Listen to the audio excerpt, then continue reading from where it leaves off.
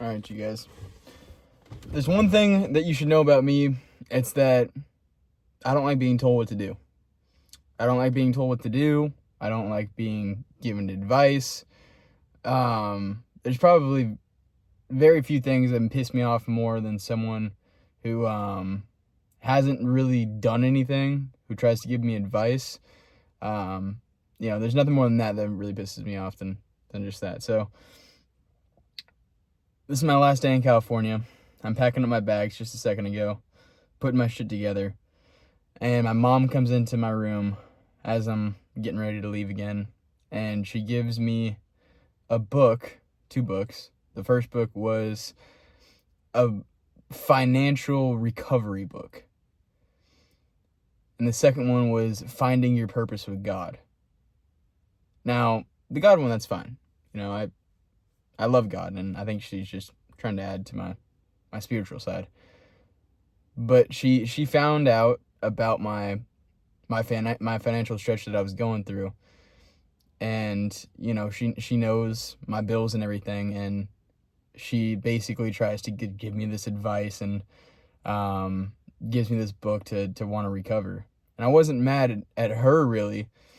I was more just kind of mad at myself for failing, really.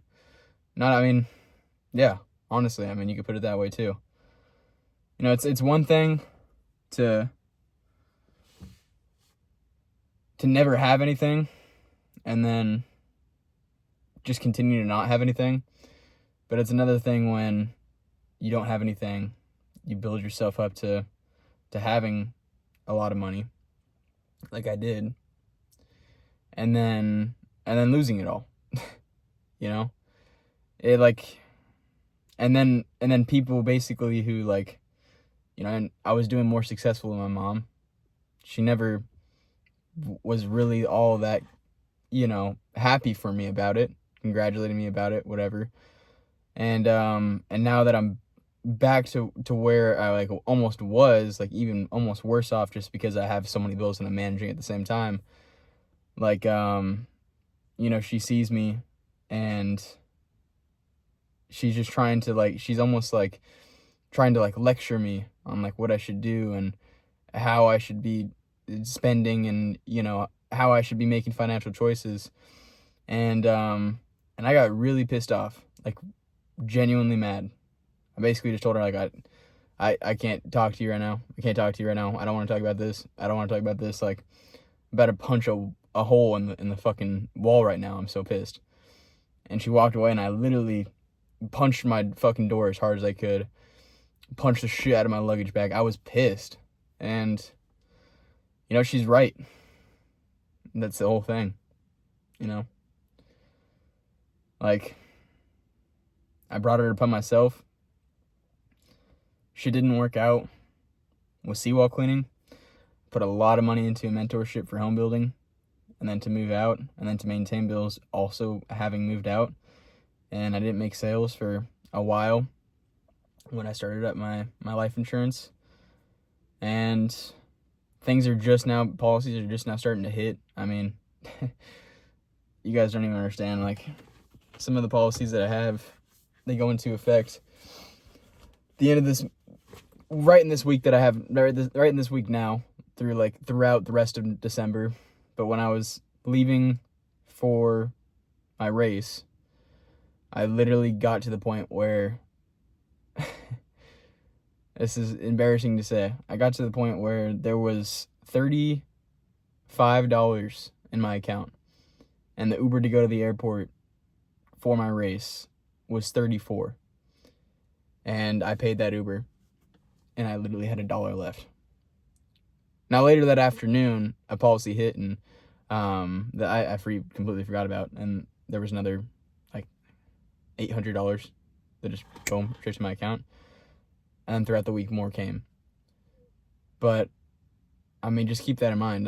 This is I I had over 60 grand of the bank just a couple months ago, 3 months ago, and now I'm here, and it's just crazy how much you can bounce around, go up and down, up and down. There's lessons that I've learned along the way, lessons that I'm gonna be I learned hard lessons, like spending lessons. Maybe I was a little bit too reckless in the beginning. I don't regret it. It's teaching me the lessons that, I have now. But yeah, I mean, when she said that, when she tried to lecture me and she gave me that book, it hurt me, dude, because I mean, I love my mom, but like she's someone who's always just been very, she's a flight attendant. She's, gotten a certain amount that she can't exceed every single week or every single month. And, basically when I got that, when she said that, almost wanted her to just flip out. So there's a neighbor right in front of me that I haven't seen in years. I think he's walking over to my car. But yeah, I just wanted to share that with you guys. It's maybe it sounds stupid. I don't know. Maybe it sounds stupid to you guys, like, what the fuck is this kid really tripping about? But it's what I'm tripping about. And I know, again, you've got to and the biggest thing too is my mom. She's never been an entrepreneur herself. Like, let's put it that way. Like I was kind of saying, that person that was walking over to my car just fucked me up. My mom was never an entrepreneur herself. She doesn't understand the ups and downs that come with all this shit. Like, she literally just thinks, like, she saw me doing good, now she's seeing me doing bad, and she thinks, like, the world's ending and that I need, like, a financial recovery book.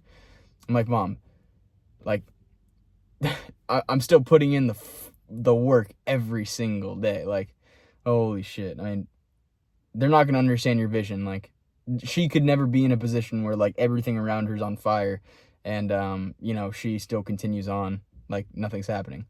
That's what I did. Everything around me was on fire.